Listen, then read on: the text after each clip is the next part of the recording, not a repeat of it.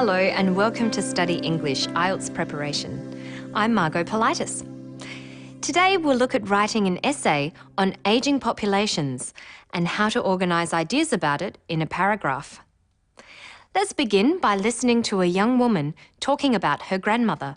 She does mainly the cooking and looking after us, making sure that we turn out right, being strict with us. But I think part of her being here allowed us to have respect for older people. Yeah, I think from her I've learned a lot, like the Buddhist belief, how to be a good person, honest, and respectful person to everyone around you. She talked about the valuable contributions an elderly person can make. The grandmother has positively influenced the children, teaching them respect and honesty and cooking. Let's see how this sort of positive view about older people is developed in a paragraph as part of an essay. The paragraph starts with a sentence that establishes the main point. The valuable contributions that active and healthy aged individuals can make should not be overlooked. This is called the topic sentence. The main idea is valuable contributions that active and healthy aged individuals can make. The writer then goes on with two sentences that support the main idea that old people make valuable contributions by saying what the contributions are. Firstly, these retired individuals could take the role of carers for their grandchildren, allowing both parents to work longer hours and save on daycare expenses. Notice the linking word firstly. It means there will be more than one supporting sentence. What linking word should follow firstly? Secondly, the retirees could volunteer their services as drivers for the very old and sick. To further develop the supporting ideas, the writer provides an example. For example, they could deliver meals directly to their homes or assist with transportation to and from specialist appointments or hospital. The sentence is logically related to what has just been said and linked by for example.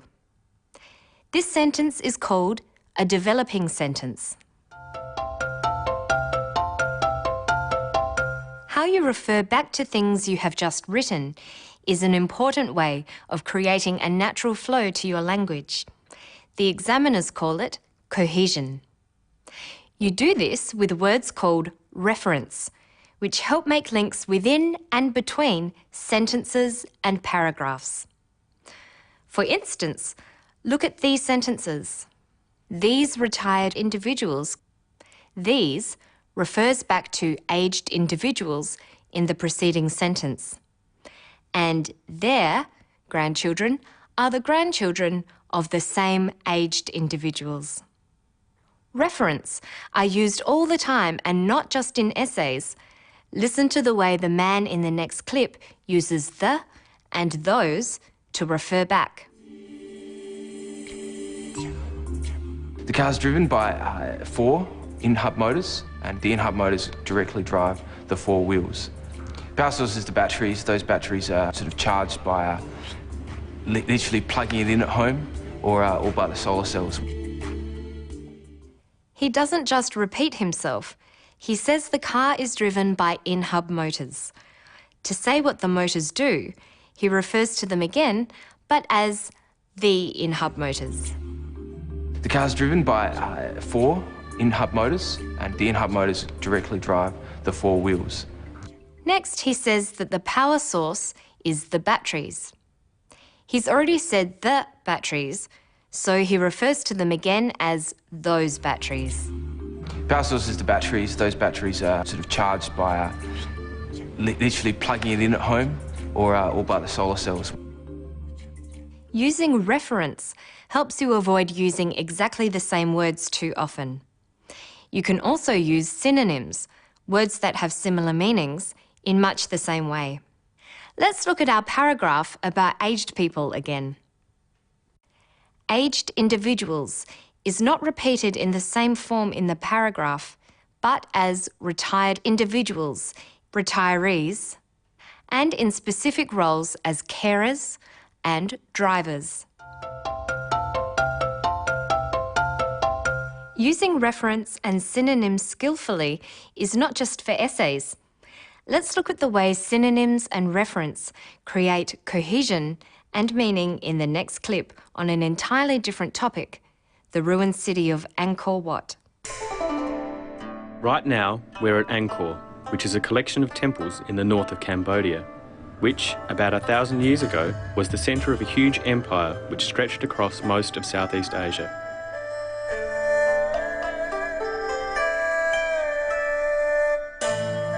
The true significance of the place is that it's probably the world's most amazing collection of religious monuments. What you see here is a scale of engineering and aesthetic beauty and a complexity that isn't really seen at any other collection of monument sites around the world. First, he calls Angkor by its name. Right now, we're at Angkor, He then refers to it and says what it is, which is a collection of temples in the north of Cambodia, refers again and explains its function, which, about 1,000 years ago, was the centre of a huge empire which stretched across most of Southeast Asia. He goes on to refer to Angkor again as the place and it, and finds another way of saying collection of temples, collection of religious monuments. The true significance of the place is that it's probably the world's most amazing collection of religious monuments. Now let's look at coherence. What is coherence? When writing an essay, you need to organise and develop your argument logically using paragraphs, starting with an introduction, 2 or 3 body paragraphs, and finishing with a conclusion. There should be a clear transition from one paragraph to the next, linking the ideas between paragraphs. The paragraph we looked at earlier was the first body paragraph of an essay answering this question. The increasing number of older people will cause economic problems for the young. To what extent do you agree or disagree? For this sort of essay, you have to write about different things in each body paragraph. The first paragraph disagreed. It said what positive things older people contribute. So the next body paragraph has to look at the negative effects of an ageing population. Let's look at what its opening sentence or topic sentence should be like. However, the increasing proportion of older people no longer contributing as much tax as younger people will put a strain on the nation's budget. Notice that the sentence begins with the word however. However is a linking word that is used for contrasting. It shows the writer is moving on to develop the other side of the argument. To recap, you should know how to structure an essay. Using paragraphs correctly in your essay is important. You need an introduction, which gives some background information about the topic, followed by what you are going to write about. You start the first body paragraph with a topic sentence that establishes the main idea you will write about. You follow this with some supporting sentences that give reasons and provide examples that develop your ideas further. You do something similar with the next body paragraph, but from the opposite point of view, and finish with a conclusion that summarises the main points and makes it clear what you think. And you should link sentences with transition words. This gives your essay coherence. Using reference and synonyms, as we've seen, will help you achieve cohesion. That's all for today. You'll find more detail about today's program at our website. Good luck with your studies.